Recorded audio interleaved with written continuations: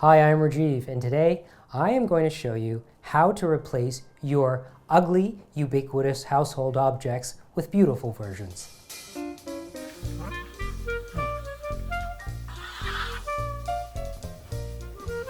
It's really common to just fill your house with things that you feel you need to have in your house. A stool, a cutting board, a pair of scissors, a broom. But when you go out to find those things, are you thinking about whether those things are meaningful to you and whether they're actually beautiful? Were they made with care? Were they well made? When you pick them up, do they make you happy? You might say, it's just a stool. It's just a cutting board. It's just a pair of scissors. Well, I live in a very small space and I do think about those things. So even if I start out with a stool that I'm not crazy about or a pair of scissors that just gets the job done, over the years when I come across a version that I look at and think, wow, this is beautiful, I bring it home and I get rid of the version that I'm not crazy about. And that's how on a daily basis when I'm doing things, simple tasks really become joyful experiences because these things have meaning and beauty imbued in them. So here is a pair of scissors. I love these scissors. They are Japanese. They're hand forged. I have multiple versions of these scissors with shorter and longer blades. And I have a pair in the kitchen. I have a pair in the bedroom. I have a pair in this table right here that's smaller.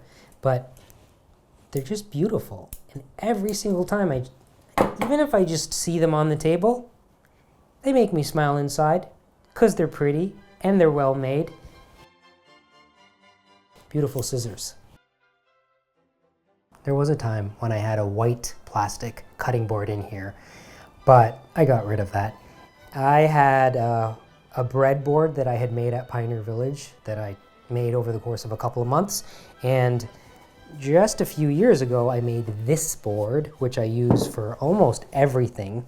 I carved this out of wood, and it's maple. It's maple that I purchased at a hardware store on the east side. I just love this thing so much. The more I use it, the more beautiful it becomes. Just a cutting board makes a big difference. This Stepstool, I was determined to not have plastic or a metal and plastic step stool in here. So I went out there and I found a version at a junk shop. It was covered in paint. I stripped it all down to the bare wood. I made sure that I didn't put the stripper on this wonderful green painted metal. And this thing, it gets used a lot. I use this so many times during the day when people come to visit. If I'm cooking in the kitchen, I set this up by the kitchen door. They sit down. They talk to me while I'm cooking. It's squeaky, it's a little rickety, maybe it's not as safe as it could be, but it's pretty. Look at this thing. Look at the handle. Look at how this was designed. That the handle is the part that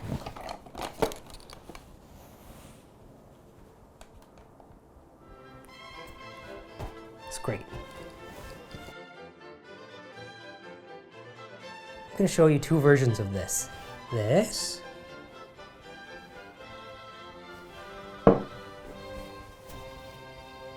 or this. How many times in the day do you have to touch one of these things? How many times in the day do you see this? If you take the time to find a version of this that you actually really love to look at, and that you love to hold, when you wash dishes, there's a small element of washing dishes that's beautiful. Look at this thing. This is a very old bottle that I found at the junk store, and it has bubbles in it. It's kind of gray. It's an old bottle, and I found this little spigot, and I took it's actually a kneadable eraser from the art store, and I molded it around the spigot, and it converts the spigot into something that will fit into the opening of kind of any bottle. And I just think there's no comparison. Here's something that I've had that I would like to replace. And last week, as I was out looking around, I found its replacement. Look at this thing. This is an old brass pail. When I worked at Pioneer Village and I worked in the hotel kitchen, the historic hotel kitchen, we would bake bread every morning, and the recipe for the 25 loaves of bread called for one brass pail full of water. And the brass pail was almost exactly like this. And every morning that I baked bread, I would think, look at this brass pail. It was shiny, it was beautiful, it had an iron handle forged by hand with the ends curled around just like this. And I would just think, this is such a beautiful utilitarian object. It also sounds nice as it's moving around. Like I would fill it with water and listen to this.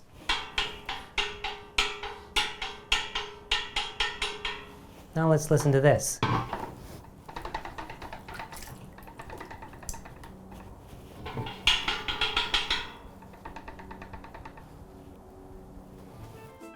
So, this is what I really do. This is how this apartment has turned into a treasure box. Because I had the box, and I started filling it with treasure, like this. This gets replaced with this. So this is what I wanted to share with you today. I found this, and I brought it home. I decided I was going to splurge and finally get rid of the white plastic bucket so that I could wash the floors with a beautiful brass pail, just like we had at the Black Creek Pioneer Village halfway house. And every time I use this thing, I'm not only going to be thinking of my wonderful days baking bread at Pioneer Village, but I'm going to be looking at something that's very pretty and beautiful. However, before I start using it regularly, it needs to be polished, because the brass pail at Pioneer Village was polished and so nice. Makes such a big difference. And I thought you should probably be here when this pail gets its transformation. So, I'm going to get to it.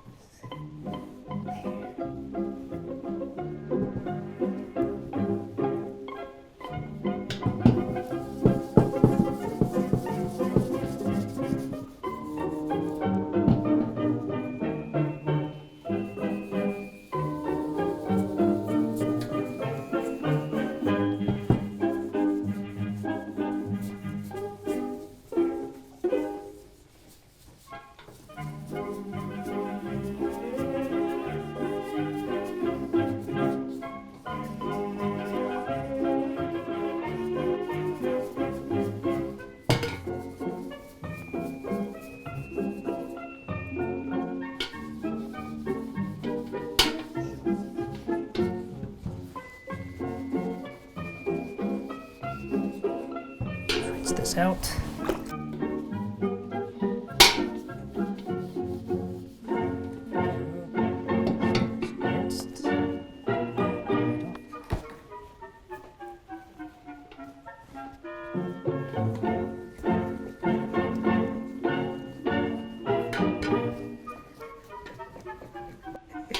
Well, this is what happens in this apartment. Little by little, things get replaced. We move up. We move up and up and up into the world of objects that are both useful, but also meaningful, that have some history to them, and that are beautiful.